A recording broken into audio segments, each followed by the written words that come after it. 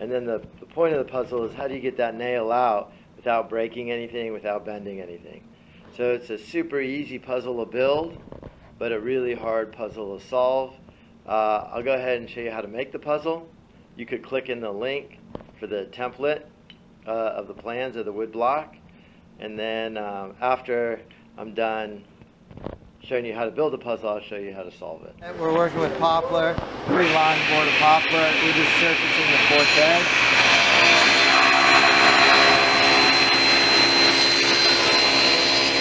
On 4 sides, planed on both, jointed, and then rip parallel. Then now I'm going to rip to width, which is 2 inches. It's a narrow rip. Make sure you have your glasses on. Don't use this tool unless you've been properly trained. Have your push stick in reach. I'm not going to reach for it until the butt of the board's on the table saw.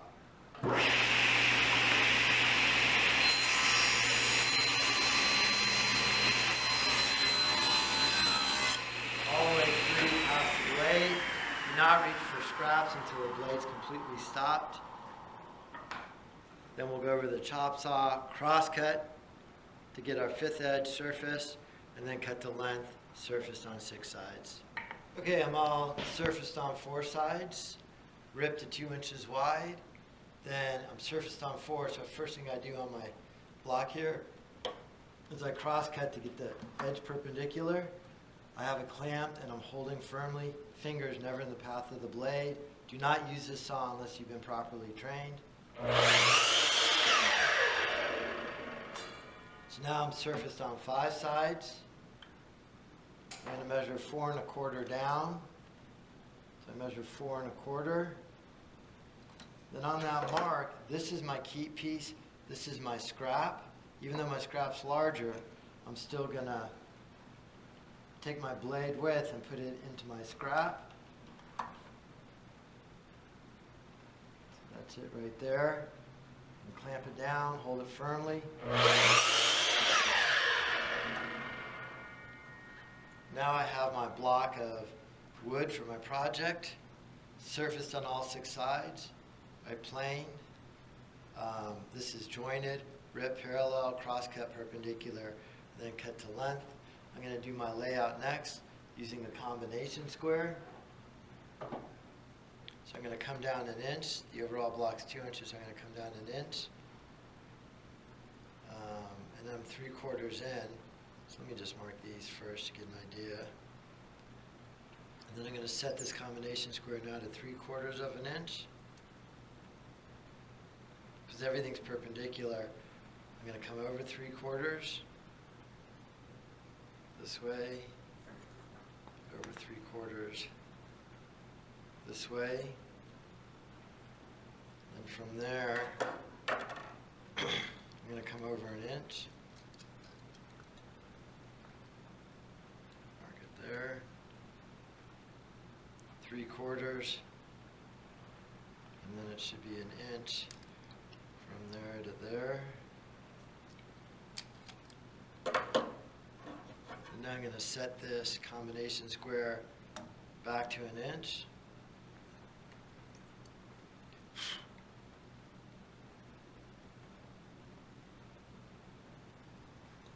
And then I'm going to a little bit longer there. I could draw all these marks in. There's that one.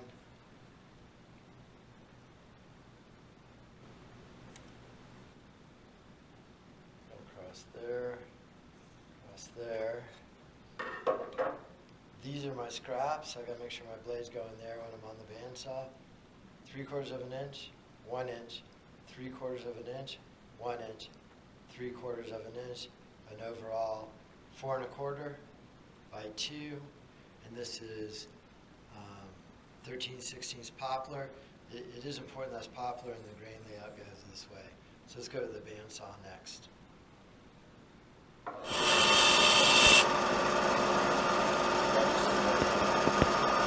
Yeah, just slowly start cutting it out. The key is not too tight. You don't want to see any sparks. You don't want to bind the blade. And if you can't make, yeah. Then just gently back up a little bit. Don't put your finger in front of the blade. Back it up a little bit. And then what you're doing now is you're cutting a relief cut to get a little more room in there. Okay.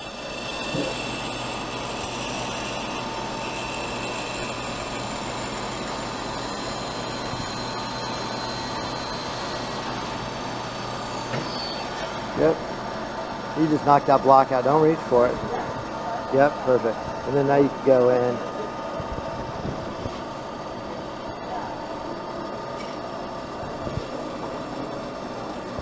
And keep those fingers out of the path of the blade.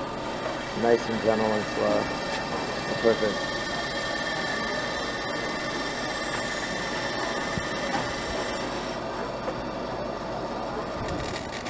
Let's take a look at it. Now we're just going to soak it in water overnight. Or stop it. Yep. Blocks cut out. We've used 3 tools so far: the table saw, the miter saw, and the bandsaw. These things have been soaking for probably 12 hours. We also do a little bit of layout, and also talked about wood properties, the way the grain lays. This is poplar, and all the grain's going this way. So that's an important part of the project. So now we're going to take this block and put it in a vise, leave it in there overnight. We'll let it dry, I'll compress it. And in the vise here, I'm going to clamp it down. You can actually just see the water running out of it. So I'm going to clamp it down. You can see it actually dripping on the floor there. So it's clamped down pretty good. Okay, so here it is, dried overnight. You could have drilled it when it was wet, or you could drill it while it's dry. But as you unclamp it, you can see that it's really holding that compression. So it's holding that smashed inside there. And then you put it in the vise to drill it. You're really trying to stay centered and a little bit up high.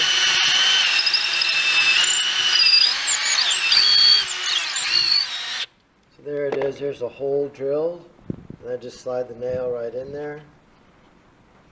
And then now that the nail's in there, I'm going to put it back into the tub. This is going to expand out, and you'll see it'll go right back to its natural shape.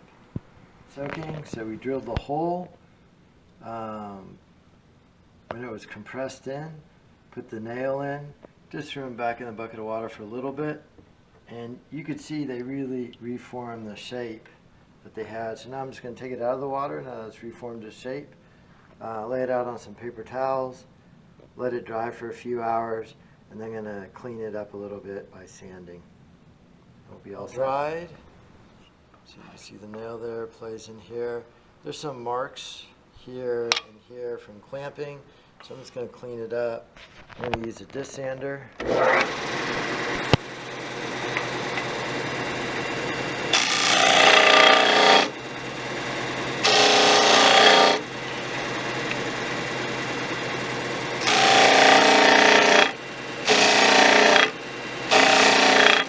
There it is, there's the finished product, sanding all that out. This is really my intro project. Super easy bandsaw project, but there are 3 skill sets I like the students to take away from this. They rip to width, so use the table saw, cross cut to length using the miter saw, use the bandsaw, and then some sanders. I like that hole at the end as a puzzle, because as you try and solve this puzzle, you know, people think that's part of the solution, that hole in there.